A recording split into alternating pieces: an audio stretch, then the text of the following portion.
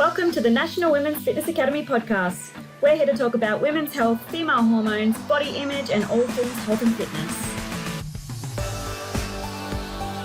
Hello, girls, and welcome to another episode of the Women's Fitness Academy's podcast. I'm your host, Siggy, one of the WFA's educators and a women's online coach. Now, today I've got the pleasure to get a very smart and beautiful human with me. Now, please welcome Dani Bulian, known as Dani Bulian Fitness on Instagram. Dani is a holistic coach. She's a personal trainer and officially a clinical nutritionist. Dani and I have actually met about 5 years ago. So just before I started recording this, we've been reminiscing how we actually met, and we met at a course in Adelaide, and since then we've kept connected mainly through Instagram memes. And I know she's obsessed with it. I'm obsessed with it. So, Dani, before we dive into today's conversation, could you please tell our listeners a short summary of, or a long summary of who you are? What is it exactly that you do? And what is one thing that people don't know about you that you're open to share with us today? Oh, good questions. So, yeah, I think you hit the nail on the head in your intro in regards to introducing me as a whole. But so basically, I've been in the fitness industry for about 8 years now, and my main focus at the moment is women's health, and especially since graduating as a clinical nutritionist, hormones, gut health, digestion, all of that kind of avenue is, I guess, my main focal point. But I guess over my 8 years in the fitness industry, everything has changed so much. I think, especially with the aspect of women's health, we've really moved into a state of kind of empowerment, and, you know, women are really kind of taking charge of their bodies and learning about their menstrual cycles and, you know, and their overall health. And I think that's how we can kind of admire how the fitness industry has changed in a way. So a lot of my focus now is the women's health aspect, and I still work face to face with women, and yes, online with nutrition to be. So absolutely love it, and I can't wait to see how the next venture kind of takes me. So and something that you guys don't know about me. Oh my goodness. Okay. I'm going to have to kind of sit on this within the podcast, and I'm going to come up with something. So I haven't got anything at the moment, but I will come up with something by the end of it. All good. I'll make sure to remind you anyway. Yeah, please remind me. Please remind me. I'm going to have a good think about this as we speak. So, yes. Now, you mentioned more about how us women are becoming more empowered about our bodies, about how to take care of it, and especially around the menstrual cycle. And I know you're very big advocate about teaching women about the cycles, about the health behind it. Could you please explain to our listeners, what does a healthy cycle look like for them? 100%. So I guess when we speak about a healthy cycle, I guess a healthy textbook cycle would be the 28 days. You know, that we're taught in, you know, I want to say school, but not always in school, but across the board. Always. not always in school, depending on your education system. But generally we look at the 28-day cycle. But we have to consider that this doesn't include if you're taking any kind of contraceptive. So any kind of medication will just kind of band-aid, or will essentially take over that brain to ovary message, and essentially it's not that natural cycle. You are getting withdrawal bleeds, or you are, I guess, taking away that body's natural mechanism to want to be fertile, essentially. So, but when we are looking at the lovely 28-day cycle, we want the ebbs and flows. We want to see that beautiful rise of estrogen to bring us into ovulation, and we want that power, that rise in testosterone as well. And we note that shift in energy and power. And I think when we look at the menstrual cycle, we want to look at it and, I guess, embody the beauty of it. I think it's almost like trying to reframe our previous thoughts and connections with the menstrual cycle. I think growing up, and especially at the beginning of, you know, going through Fitness Institute, becoming a personal trainer, there wasn't much speak of this kind of aspect in the fitness industry. I only think it's recently, like within the last few years, that a lot of coaches are actually kind of, you know, learning, speaking, and it's become so much more open, which is amazing because women aren't small men. We, you know, yes, we can, you know, do the movements that men can do, and, you know, we can still follow that kind of approach, but we're not small men and we need to be trained differently. And there's going to be different times in our cycle that we're going to be more powerful at, you know, closer to our bleed, we get that drop in hormones, that drop in serotonin, and we just don't feel as good and may not be able to push as hard. And not to mention, you know, we might be more prone to injury as well. So I think, you know, when we're looking at the menstrual cycle as a whole, we need to embrace kind of like the ebbs and flows throughout the entire 28 days and adapt that if we can to our lifestyle, you know, or work towards that as much as we can. Yeah, because, so important. And I know, you know, again, like the textbook, it says 28 days, but some of us have longer periods and some of us have shorter periods. Like I usually tend to fall just below the 28 days. However, I do go through those ebbs and flows of, you know, day 4 of my cycle, and I'm just like, hello world. I think this is day 4, maybe day 5, and I'm at my peak, my absolute peak. I get shit done. You're feeling your best. You can train better, and then, you know, as we know, once we get closer to your cycle, that falls down a little bit. We start feeling 100%. A little bit fatigue, or, you know, the PMS symptoms coming in as well. Now, thankfully, I don't experience it as much anymore as, you know, I've been taking care more of my menstrual cycle. But for our listeners who do experience PMS symptoms, what are some things that they could do without having to see an expert or, you know, a professional regarding this? I guess, I mean, we've got to look back into the daily habits. So if someone is presenting with PMS symptoms, generally it's a response because of an imbalance or a root imbalance from within. So I guess if the end goal is eventually see a practitioner, that prior to that, there's so much that we can do. And I think one of the main things is to get to know your cycle and get to know when things start to change. So using cycle apps like Flow, like the Clue, there's a lot of different apps. Start logging your periods, start logging your symptoms, get to know when things start to change and how long for. So you've got that biofeedback to note if things are getting better whilst, you know, you start to make other changes within your routine. Second to that, again, daily habits. Are you sleeping enough?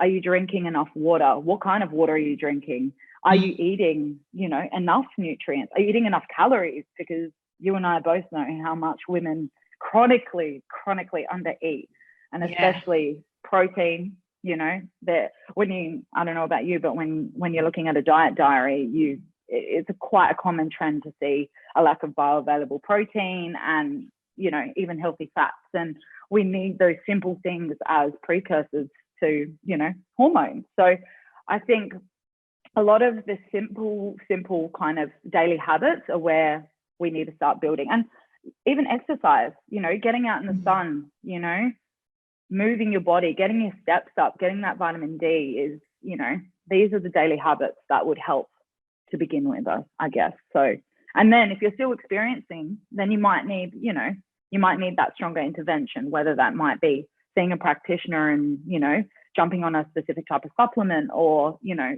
addressing a nutrient deficiency or whatever it is. So yeah, there's always pillars to health, I guess, that we address. Yeah, I love that. So, yeah, exactly. Yeah. And you're so right, because again, it comes back to your daily routine and how your body is adapting it. But you also hit the nail on the head regarding the nutrients and the calories, because when these are not met, your cycle's not going to be at its optimal health. And so many girls look at just their period, but not as their cycle in whole, like with the ovulation, because fertility, for those who don't know, is the marker of our health as women. So if 100%. that doesn't work properly, then the rest of the stuff is just going to be so imbalanced. So on that topic, in terms of nutrient requirements, like let's talk a little bit about well, not so much like the macros, but let's talk about nutrients and the requirements for a woman to have a healthier cycle. What some steps would you go around this? I guess so. When we're looking at nutrients or calories, obviously, like you said, as a whole, we've got to be eating enough. But when we're looking at the breakdown of macronutrients and then moving into, I guess, nutrients and minerals and stuff like that, women need bioavailable protein. We need amino acids. We need it for our immune system. We need it for muscle turnover. We need it for a lot of different functions. But assessing a diet, we need an array of bioavailable protein. And second to that, we need to team it with healthy fats. So fats help as a precursor for our sex hormones, you know. So a lot of women, I guess it's just misconceptions in the fitness industry and the health industry, what we've been taught from, you know, a young age. I think, you know, I'm still surprised that now we're still told to avoid certain food groups and all of that. Yeah, it's just, you know, I understand, like, there's going to be a time and place for that, especially with, you know, food intolerances and, you know, gut issues and stuff like that. But there's fear around food groups and, you know, and misconceptions around food groups. So I think, you know, ensuring that the client is getting enough protein, healthy fats as precursors, and then moving on to that, I guess, minerals and vitamins as well, which will come essentially. I will always make sure that a client is eating it from, or eating as much as they can nutrient-wise, nutrient-dense foods prior to supplementation. But sometimes, you know, our soil isn't what it used to be. So we are missing those vital minerals like zinc and magnesium, all of those kind of things. So sometimes, yeah, supplementation is necessary. And especially with magnesium, because we're ultra stressed. We live, you know, especially, I guess, with COVID and everything going on, we've always got that in the background, but women are chronically stressed as well. So we just deplete these stores of, especially magnesium, and, you know, B vitamins and zinc and all, and even omega-3s, like we're not eating enough omega-3s within our diet as well. So I guess when we're looking at nutrient perspectives, those would kind of be the standouts, but we've always got to come back to, you know, what they're eating, how much they're eating as, I guess, a first, like a start point. I love that you mentioned that, especially regarding the vitamins and minerals, because most of the women that I come across are so low in vitamin Bs. You know, they don't have enough of that in that diet. And then the magnesium side of things, women don't realize how much cortisol actually depletes it in our body. And, you know, people always look at, well, not always, but like from clients that I work with, they look at magnesium as more as like a post exercise recovery supplement for them. Not so much as a mood improvement for their body or, you know, to regulate the period related pain that they're experiencing. So it's very, it's cool to hear a little bit more about that. So, you know, I'm the same as you. I like giving clients more feedback around their food consumption and then progress them into supplements. 100%. And take them from there. Yeah, but I guess it depends. Again, it just depends on the client as well, because some clients are so chronically depleted, you know, in nutrients. Even just assessing them in, you know, a consultation, you can tell how nutrient deficient some women are. So sometimes they might need that larger intervention, and magnesium is one of those nutrients that, you know. What are some signs that you see that they're nutrient deficient? I guess depending on the nutrient, say if someone's experiencing a lot of energy issues, a lot of period pain, inability to sleep, cramping, or general, like, extremely jittery, generally magnesium is, you know, is one of those supplements that I give. With other signs and symptoms, you know, vitamin D is mood, it's vitamin D is immune system, vitamin D is just everything really. But it's just so generally it's found to be so chronically depleted because we're not getting out in the sun enough. And I guess in Australia at the moment, we're just coming out of winter, so that is going to be a contributing factor. However, I still think depending on, if we're inside a lot more, office workers, where, in lockdown, some states are in lockdown, and I guess people may not be experiencing enough sunshine, as another pillar. So those two standpoints are definitely, what I would look for. And then obviously immune health and, things like that, wound healing if it comes to zinc as well. We look at skin, we look at nails, we look at the tongue as well. So if there's, presenting symptoms there,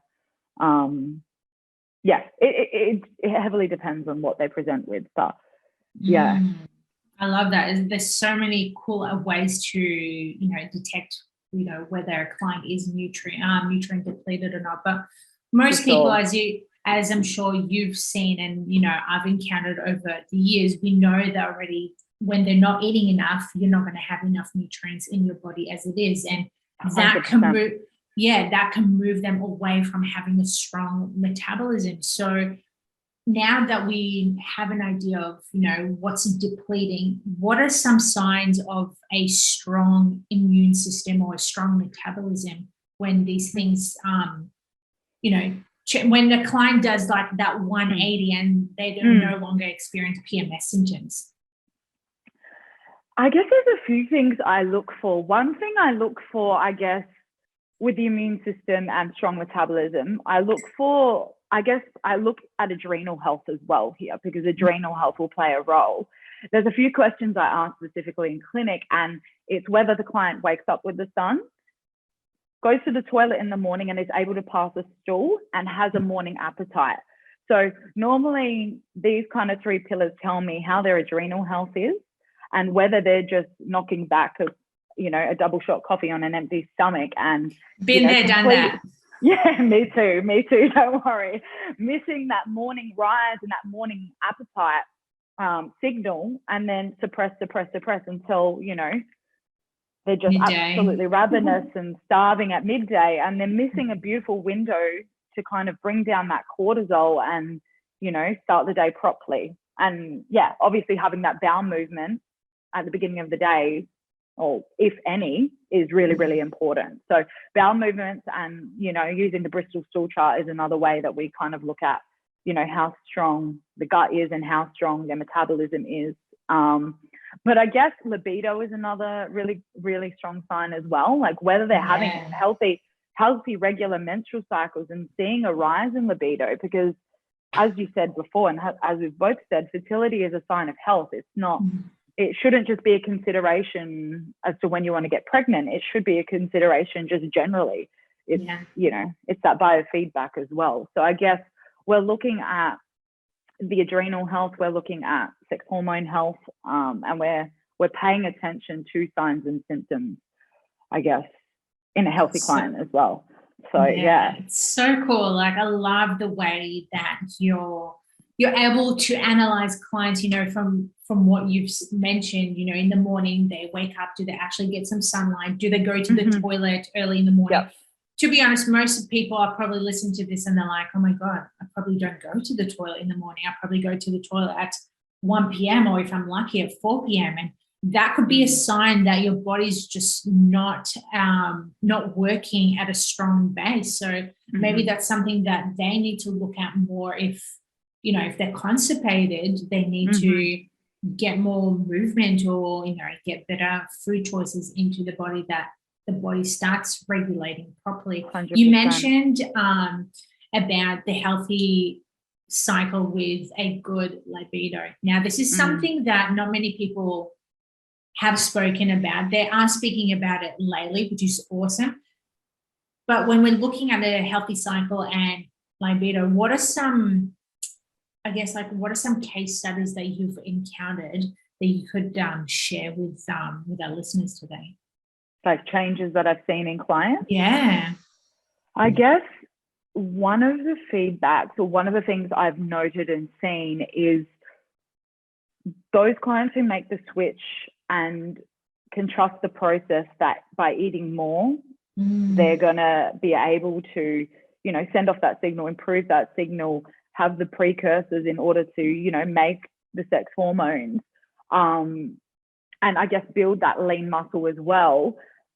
They're the kind of, I guess they're the clients that reap the results with libido as well, because you've got to be eating enough in order to get that as a byproduct, essentially. Do you know what I mean? And libido plays a role with, you know, or is involved with being chronically stressed as well. You know, if you're chronically stressed, you're really going to affect that sign, that brain to ovary, I guess, response as well. So, you know, along with food, we need to make sure we see, you know, that chronically stressed client decline that chronic stress, improve that chronic stress response.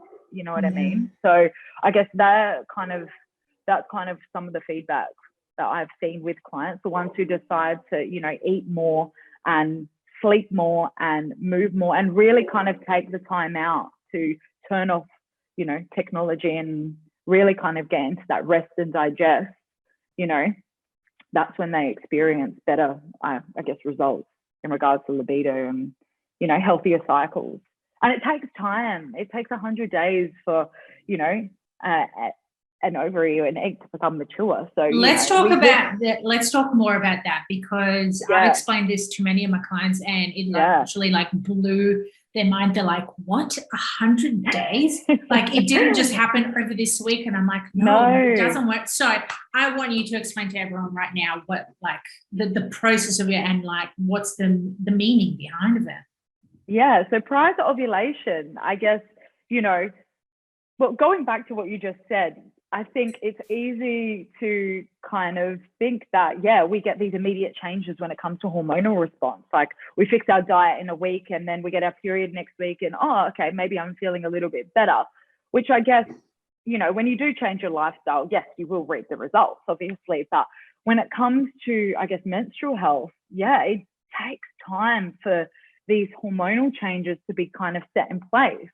And when it comes to ovulation, you know, to get that mature, you know, ovary to burst and, you know, during ovulation, it does take 100 days for that, you know, follicle to become mature. So if you're having a current cycle with PMS, with a lot of, you know, symptoms, we've got to look back. You know, we're not looking at the last week, we're looking at the last 3+ months of habits, of sleep, of chronic stress, of, you know, how you handled lifestyle, and they're the changes that need to be made in order to better an outcome. So, you know what I mean? I think reiterating that we're not looking at short-term responses here. We're not looking at like a 4-week, a 6-week challenge change. We're looking at sustainability and, you know, at least 12+ weeks to elicit a decent amount of change within hormones. So, you know, I guess us as coaches, we're trying to change the industry. We don't need short-term results anymore. We need longevity, you know what I mean? Especially when it comes to keeping the weight off, if fat loss is a goal, which it seems to be for majority of people that present to us. But yeah, it takes time for these changes to be made. And also for longevity of cycle health, you know, not most of us, but for those who are wanting to have children in the future, you know, for trying to conceive, it's not just like you're like click your fingers and all of a sudden you're pregnant. It's a work in progress. And like Dani mentioned, you know, you have 3+ months that you have to regulate those habits around with your body to help you have a healthier cycle. So if you're 100%. Constantly just doing these short fix term challenges or programs, you're not bettering your health, you're just making it worse. 100%. And unfortunately, a lot of these challenges are thrown at us left, right, and center, and everyone's looking for the newest, you know, the newest change, the newest craze, whatever it is. But I think the flashy object. You know what I mean?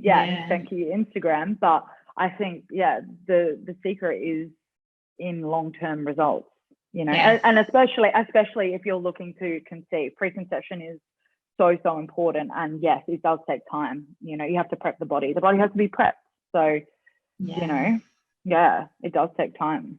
It's so cool. In terms of, I don't know if this is a little bit off topic, but it's kind of related. We're talking a little about challenges and programs, and we also mentioned about how we want to get our clients to de-stress more.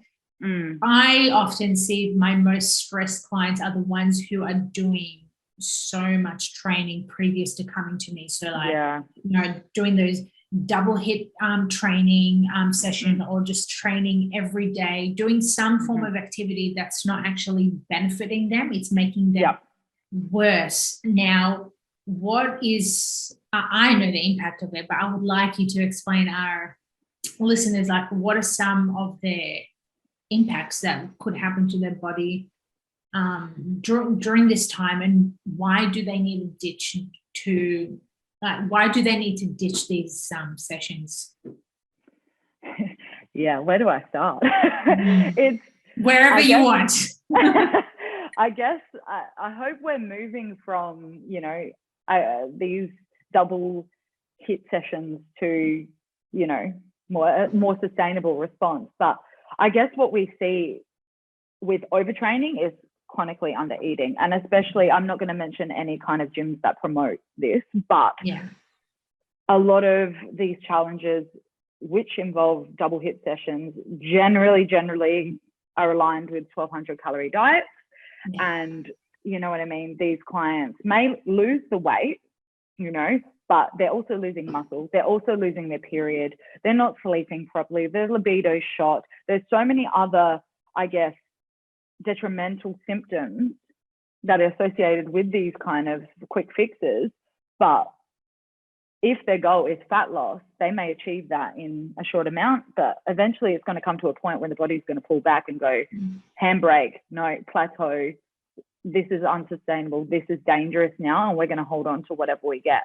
And I guess that they're the kind of clients that then present to us with inability to further their weight loss or fat loss journey. And, you know, they start presenting with these hormonal issues because they're chronically undereating. They're not eating enough protein. They're probably not having enough carbohydrates as well. And carbohydrates are so important at bringing down that cortisol response, you know, especially at breakfast as well. And that's why I always ask my clients, are you eating breakfast? And if you're having a coffee, please do not have it on an empty stomach. Have it after you've eaten something, because you just shoot your adrenals. You just get that chronic cortisol spike. And I guess when you're looking at this kind of type A client, perhaps, they're doing the HIIT session in the morning, then they're having a double shot coffee, then they're intermittent fasting, and they're not eating till midday. So we're getting, you know, that adrenal picture. And yeah, so it's a lot for us as a coach to kind of re-educate them and get that, you know, that understanding from them that, hey, there is another way to do things. There is a better way to do things, and you can actually hold your muscle mass and, you know, feel good at the same time rather than tired all the time. So yeah, it takes a lot of education, and I think that's what I'm so passionate about, educating women. It's not just giving them a diet plan and see you later. You know, it's actually, why are you eating this? What can this do for your body, and how can you reap the results from whatever we're implementing? So I think you need to be able to explain why you're doing something if you're prescribing something to a client. I think that's super important. Yeah, I love that, because again, education is power, and for a client to understand the why behind it, they will most likely have the better results and the trust in you as well for you to help them in that regards. Now, when we're looking at change, let's chat a little bit more about your journey around, you know, your health and your fitness. When did you get started in in training and in your health journey? Yep. So I actually joined the gym when I was 18 years old. So it was a local gym near my house, and they were only accepting people from 18. So I turned 18, joined, and I think honestly from the first week of joining, there was something about being there that I felt empowered. I felt better I felt like it was almost like this addiction to self-development, but I didn't even know it was that because I was so young, and you know what I mean? I just knew that I felt good when I was there, but I didn't know why. So the gym back then was really, really different. It was full of men, and the only time you saw women there was really on the cardio equipment or in classes. So it was a very different, I guess, it was just a different time in comparison to now. So that's kind of how I started. And I kind of spent a lot of time just self-researching and asking people and learning from people around me in the gym before I guess, started my PT journey. So I actually was already enrolled in nutrition dietetics back then when I was 18. So I'd come out of school and I had actually started nutrition dietetics. And it was actually when I was at uni one day that I decided to enroll in PT. And I had the interview and I was just like, yep, I'm doing this. I can't wait. And that's kind of how my personal training journey started alongside studying nutrition dietetics. And then, I did my PT and I started as an outdoor coach, boxing, HIIT training with women. So it was about 40 women and me just teaching outdoor training until I got into commercial gyms. So it was, from the get-go, it was always women. But again, it was different because it was a lot of cardio with women back then. So it's really been like a lot of evolving to, I guess, how we teach, we coach now. You know, women are in the weight section now. They're doing, you know, there's so many women in the weight section as well as men. So, you know, it's amazing to see the change. So, so alongside that, I guess I was studying nutrition dietetics, and then I took a little bit of a break from there. And I just was PTing for a while. And then I did experience some health issues, which led me, I guess, into the more natural medicine side of things. And that's when I actually had changed degrees into clinical nutritional medicine. And then, that led me, I guess, to where I am today. So, so it's been a journey, a massive journey. So, So cool. Do you mind sharing what are some of the health problems that you had back then? So I remember, just before I entered my new degree, I started having autoimmune issues. And I just remember, similar to a lot of, I guess, the way clients are presenting to me today, a lot of fatigue. I had so many issues losing weight, and I had no energy to get out of bed. I had no energy to train. I couldn't work out why. It literally, it was just baffling. I was so healthy, and then, you know, kind of everything kind of did a 180, and, you know, my health was just going down, and it kind of continued to do so until I worked out why. So I guess I was diagnosed with Hashimoto's thyroiditis, so an autoimmune condition of the thyroid. But for me, I was really, really young at the time. I was only about 23 or 24 years old. So it kind of, the whole picture didn't really make a lot of sense to me. And it wasn't till a few years later, I think maybe just before we had actually done the women's health course together, that I actually learned that my breast implant had a massive, I guess, cause, I don't want to say cause, but a massive impact on my health. So it wasn't till a couple of years ago when I chose to explant that my health, or I returned to full health, but I experienced a myriad of hormonal issues over those past, I guess, 5 years of having breast implants. So it was a massive journey, and I guess it led me into studying nutritional medicine. And it made me appreciate health and optimal health. And I think that's what I push for now with clients, because, you know, presenting to a medical professional and having your symptoms kind of pushed to the side is never a nice feeling. So, you know, I'm always for getting a second opinion and pushing for that, you know, I guess, result. There's always a reason why, and we've always got to search for the root cause of why. Yeah, so true. I love that, because so many people would just deny that they're not feeling well, or, you know, they may have PMS symptoms and be like, oh yeah, you know, like this is the norm, like I should be having pain. It's just like, well, no, actually you shouldn't be. 100%. But going back to what you said about your health journey, you said that you were diagnosed with Hashimoto's. Is that something that you're still dealing with this day, or has that become better?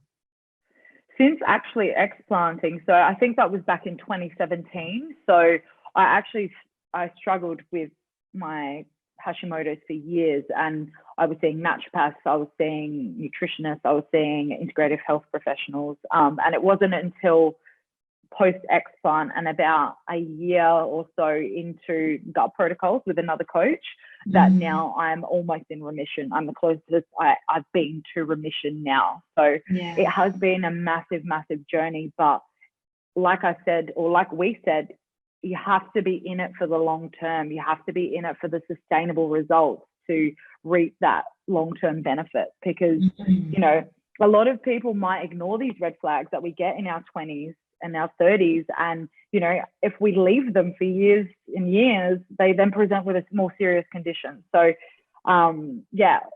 thankfully, I'm kind of on the upward, or almost there, and I'm feeling kind of better than ever. But yeah, so it just reiterates. Oh, I'm so thankful. But it just proves to never give up, and you've just got to keep asking questions. Ask why. Why am I presenting with these issues? These issues, they're common, but they're not normal. Yeah. And even when we're talking to clients, they're like, oh, what kind of PMS symptoms are you experiencing? Oh, I get heavy periods. I get a really chronic period pain, but it's only on the first day. You know what it's like. It's pretty normal for women. And it's like, no, it's common. It's not normal. So we kind of, I guess, again, this is where we come in with the education standpoint and, you know, really kind of change that dialogue and, you know, empower women to make health decisions to improve their outcome. So, yeah, it's a work in progress always. Yeah, I love that. And you know what, like, even once you master what the symptoms are, there's always something else that comes around. Right. Not saying that it's a negative thing, but like a positive outcome can come out of it, and then you want to experience something different, pursue a different avenue to better a different type of health.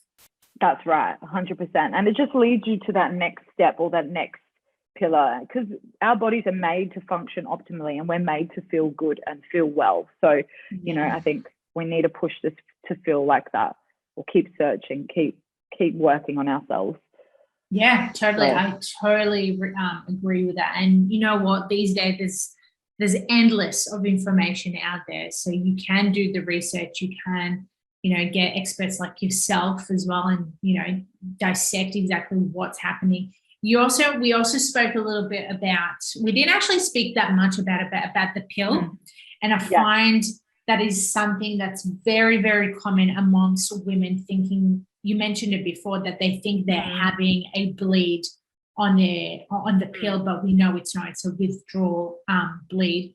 Can you explain a little bit more about that to our listeners? 100%. So I don't know about you, but I once took the pill. And, I was on a pill for a very long time. Yeah. So I guess, I mean, when it comes to any kind of medication or drug or whatever it is, I guess a lot of women will have a different response. And for some women, it affects them more than others. But I guess we need to be educated, or I think informed, that the pill masks our symptoms. So it blocks that message from the brain to the ovaries and literally takes over our natural cycle. So where instead of experiencing that 28-day peak and trough, we're experiencing just that line of, you know, hormones. It completely takes over. So yes, you may experience less pain or less symptoms, quote unquote, but when you stop taking the pill, those symptoms are going to probably present again. So, you know, when we're bleeding from withdrawal of the pill, it's exactly that. It's a withdrawal bleed. It's a withdrawal from the medication. We don't build up that endometrium lining because we don't have that brain and ovary response. You know what I mean? The medication, unfortunately, does take over. And, you know, I guess the pill was brought out to empower women, and it was brought out for contraception. But a lot of women, a vast majority, take it not for contraception, actually take it to help their cycles. And or skin issues.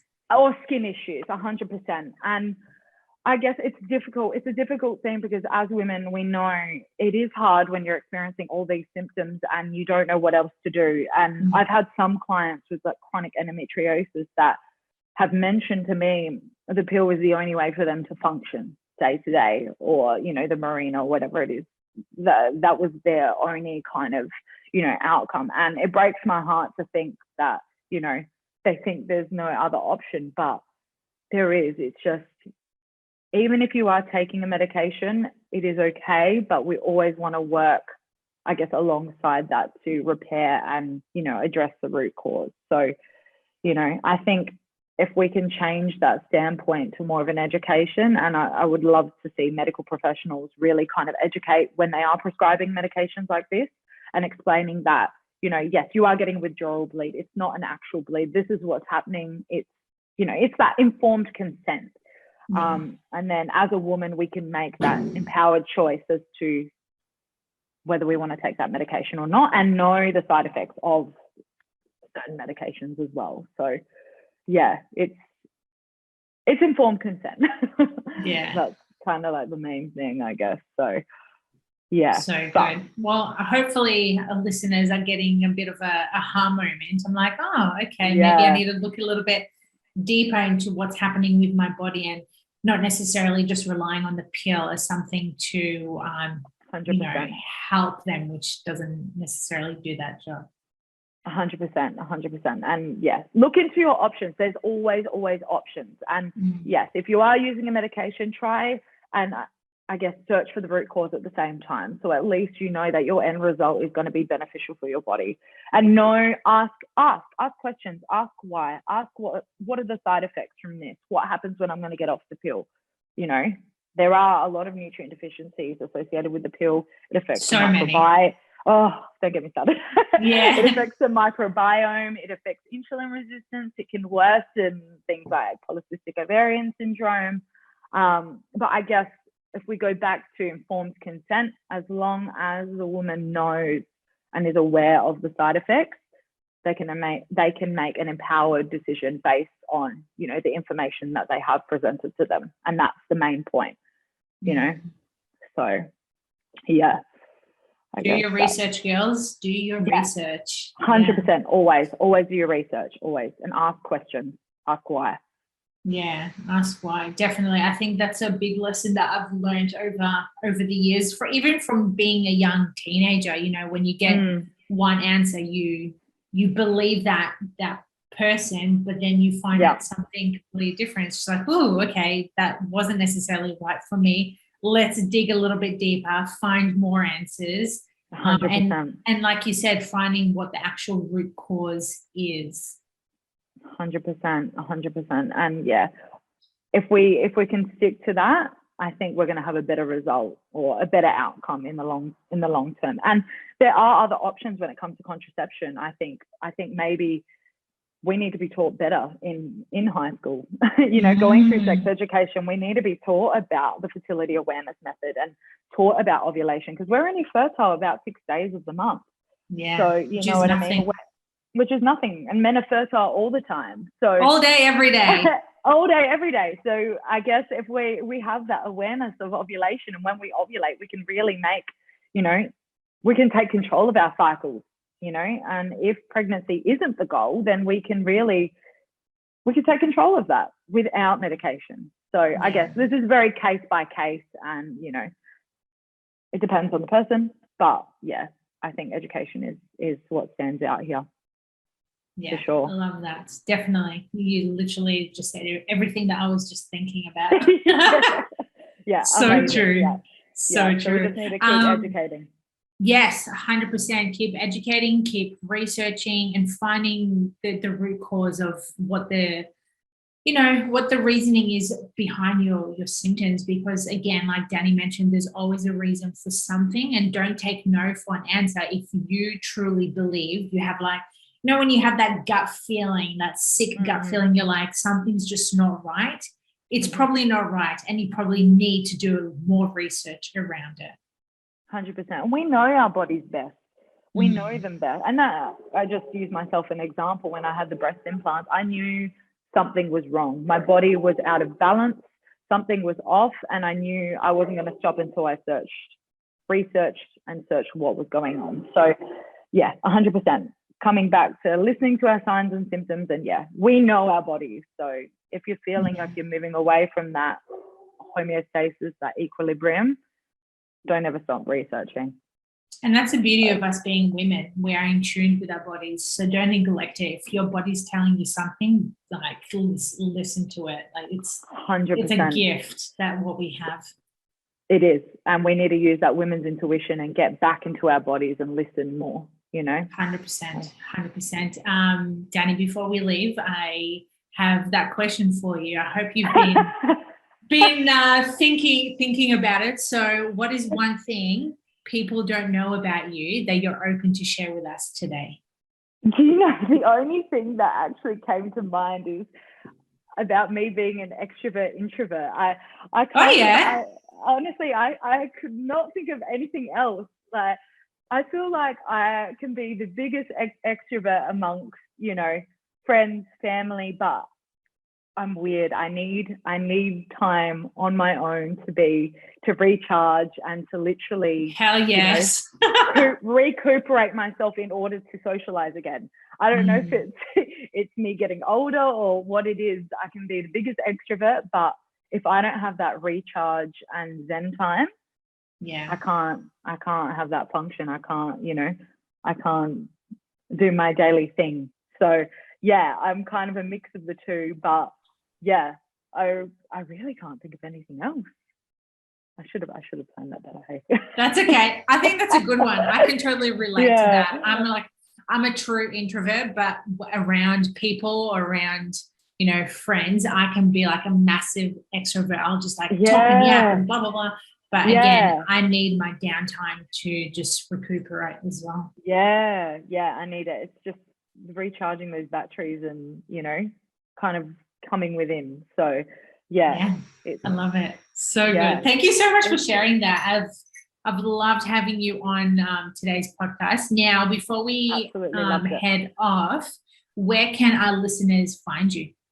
Yes, so you can find me at Dani Bulian Fitness on Instagram, and more recently the House of Holistic Health for clinical nutrition, and on Facebook at Dani Bulian Fitness and Wellbeing. So 3 platforms at the moment.